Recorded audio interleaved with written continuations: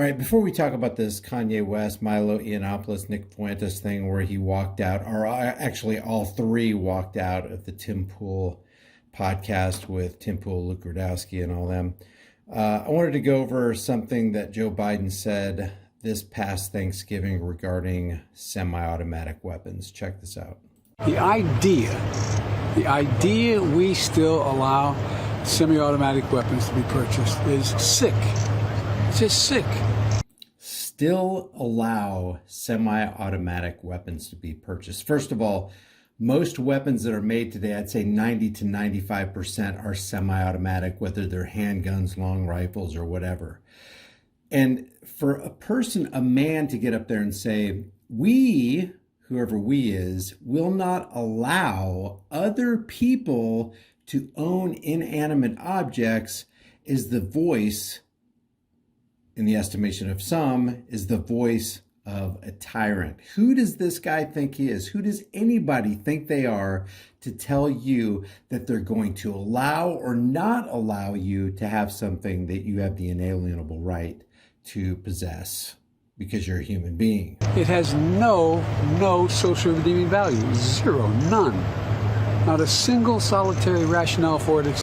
No social redeeming value, zero, none. That's why I'm surrounded by them every single day by dozens and dozens of people in my armed security detail. But you can't have them because I will not allow you to have them. It's a profit for the gun manufacturer. Can you do anything about gun laws during the lame duck, sir? I'm going to try. That's all it is. It's just profit for the gun manufacturers. And here's Karine Jean-Pierre answering the hard questions and cleaning up all the debris after Joe Biden gets done spewing his rhetoric. So listen to what she says with the damage control press secretary here. Did the president misspeak, or does he in fact want to ban all semi-automatic guns that are? No, he was talking about assault weapons. That's what he was talking about on that morning or that afternoon when he was asked that question. Thank you. Okay. And so what is an assault weapon? What is an assault weapon? You have to define that, because the way they broadly categorize this, any firearm, any semi-automatic black firearm is an assault weapon. Of course, we know specifically the Democrats, most people in politics don't want you to be armed with things that, could cause a problem if they see the government as a problem. And here's what the press secretary and the Biden administration thinks about Elon Musk. You know, they're going to keep an eye on him because that dastardly free speech over there on Twitter. Question about Twitter. There's a researcher at Stanford who says that this is a critical moment, really, in terms of ensuring that Twitter does not become a vector for misinformation. You got to laugh at that. Now the government, which is a vector for misinformation, doesn't want Twitter to become a vector for misinformation. So take it away, KJP. Information. Are you concerned about Elon Musk says there's more and more subscribers coming online. Are you concerned? Look at that face. Yeah, more and more subscribers coming online, being attracted to this free speech idea. Man, we got to put a kibosh to this. Concerned about that, and what tools do you have? Who is it at the White House that is really keeping track of this? So look, this is something that we're certainly keeping an eye on. And we have always been very clear.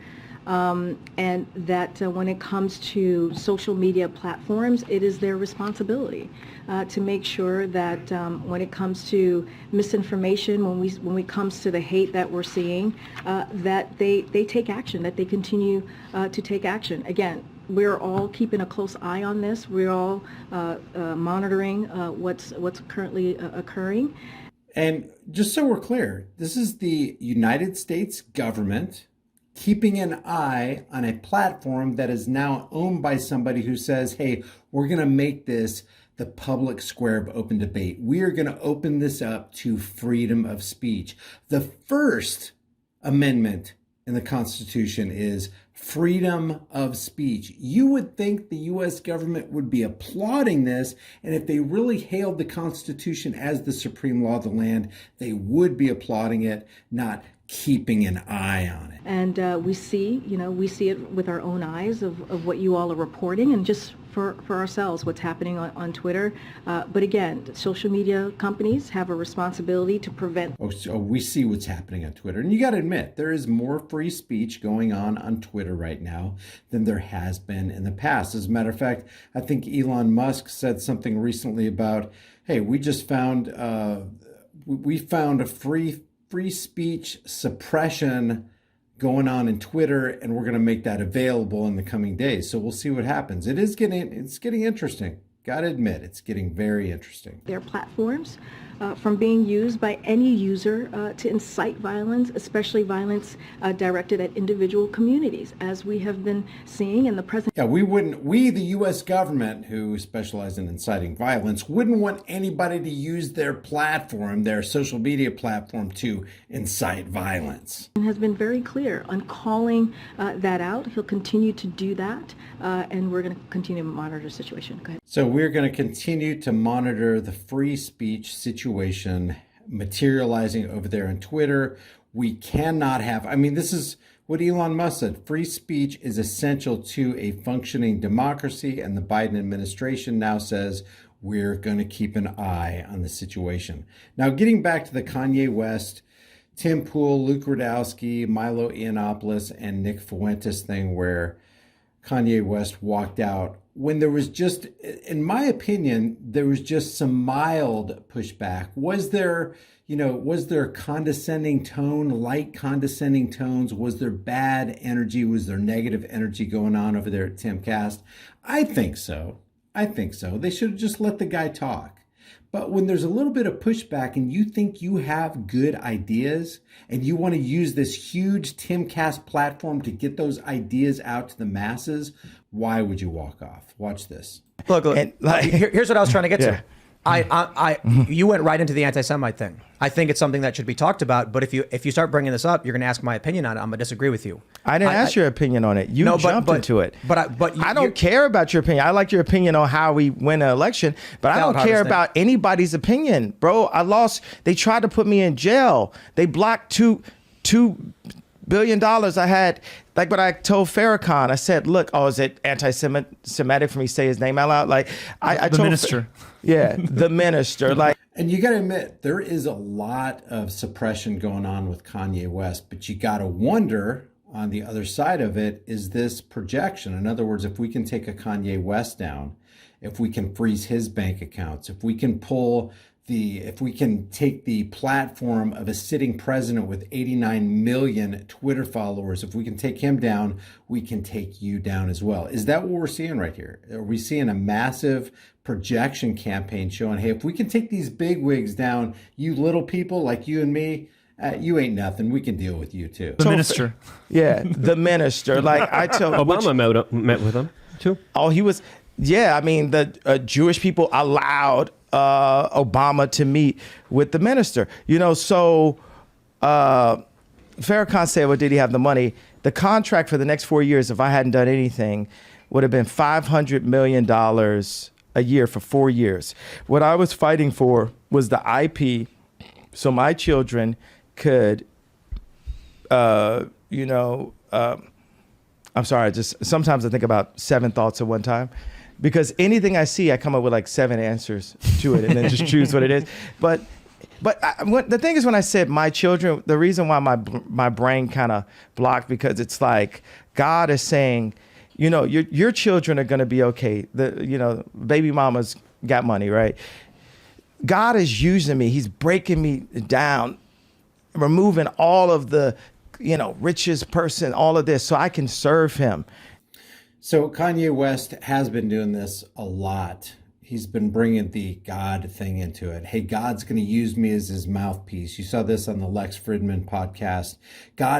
He's channeling his energy through me. He's speaking to me. He wants things to be coming through me, and I'm basically his mouthpiece. So you see a lot of this God talk coming out of Kanye West. You see him trying to expose a certain people group, and then you're going to see a little bit of pushback here from Timcast saying, "Hey, do you think you really should be broad brushing this? Can't you get a little bit more specific?" And the more and more those things are taken away from me, the more I can be empty and be a vessel and be able to be used. And right now it's like, you're not going to take, if we can't, you're not going to take my pain away, right? The Jewish people say, it's the Holocaust, this happened, and you can't say anything about it. We can't take their pain away. No one's going to denounce the fact that they tried to lock me up. That's what, because every time I'm just holding stride, and it's like, I thought I was more Malcolm X, but I find out I'm more MLK, because as I'm getting hosed down every day by the press and financially, I'm just standing there. And when I found out that they tried. Now, that is something that's true. You see fake stream CIA infiltrated Operation Mockingbird, MK Ultra Media constantly deriding Kanye West, coming out against him, linking him up with white supremacists Nick Fuentes and Milo Yiannopoulos, and going to eat at Mar-a-Lago with Donald J. Trump, and just trying to drag all these people's name through the mud, while Kanye West is speaking what he would claim is his truth. And that's why I don't understand why he would actually walk out of this podcast, because the whole reason you go on a podcast is so you can amplify your voice and, get some ears from an audience that's typically not yours. So he's basically borrowing Tim Pool's audience, Luke Rudowski's audience, so he can get his message across. So it doesn't make any sense to me why somebody would cave, with just a light wave of partial adversity, I would call it. To put me in jail, it was like a dog was biting my arm, and I almost shed a tear, almost, but I still walked in stride through it. Yeah. I think they've been extremely unfair to you. Who was they though?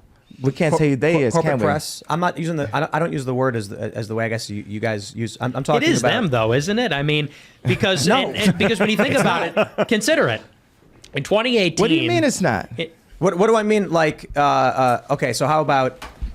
See, I think that's where Tim Pool made the mistake. When Nick Fuentes jumped in and they were about to basically talk, which is exactly why Tim Pool wanted those three on his show, so that they could just talk and express themselves, so that we don't just hear the corporate media side of the story. We can get these guys to use their own terminology, their own language, express their own thoughts.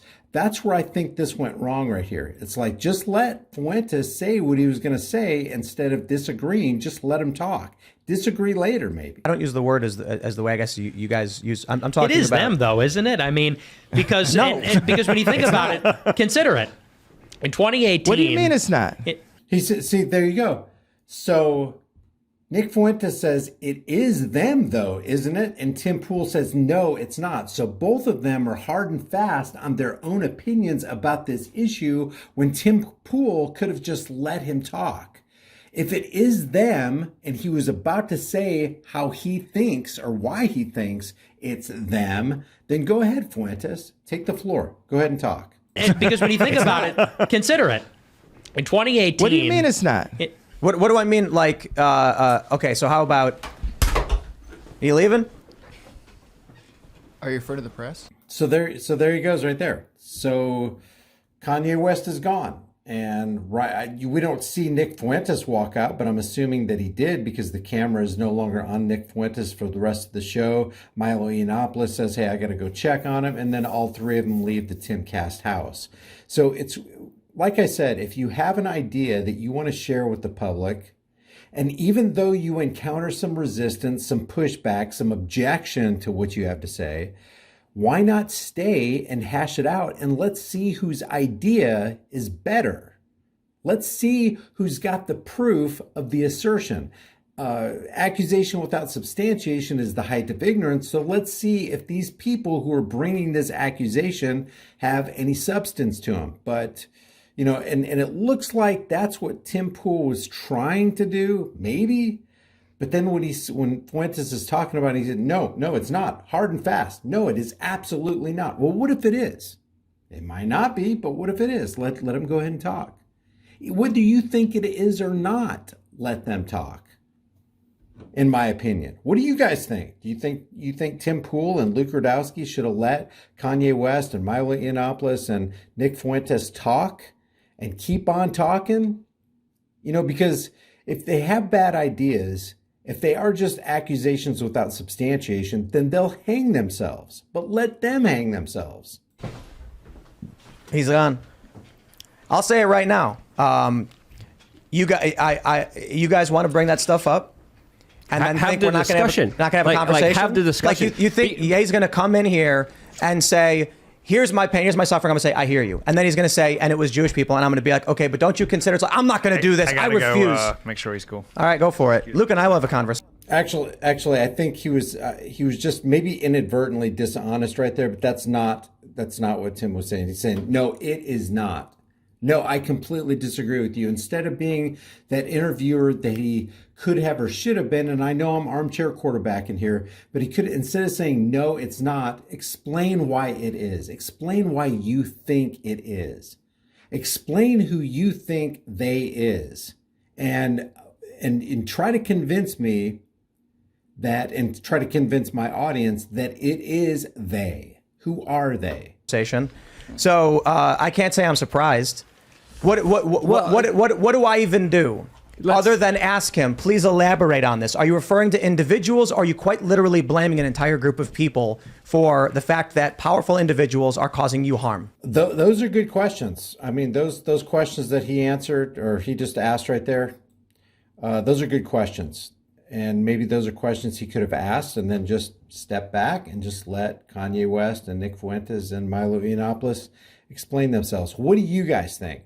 Do you think Tim Pool made a mistake on inviting them on? Do you think he made a mistake on not letting them talk? Do you think Kanye West should have gotten up? Or do you think he should have stood his ground, and tried to convince Tim Pool's audience of the assertions that he's actually making about the group that, you know, you're pretty much not supposed to talk about? So leave your thoughts about this for the world and the global thought police in the comment section below. If you haven't done so already, subscribe to the channel, hit the bell notification icon, give it a thumbs up, share it with everybody you know. If you haven't done so already, subscribe to my private email list through my website, highimpactflix.com. If you want to support the channel further, grab a hard-hitting, conversation-starting design from the store that you can put on any shirt, hoodie, mug, whatever you want, and I'll see you guys in the next video.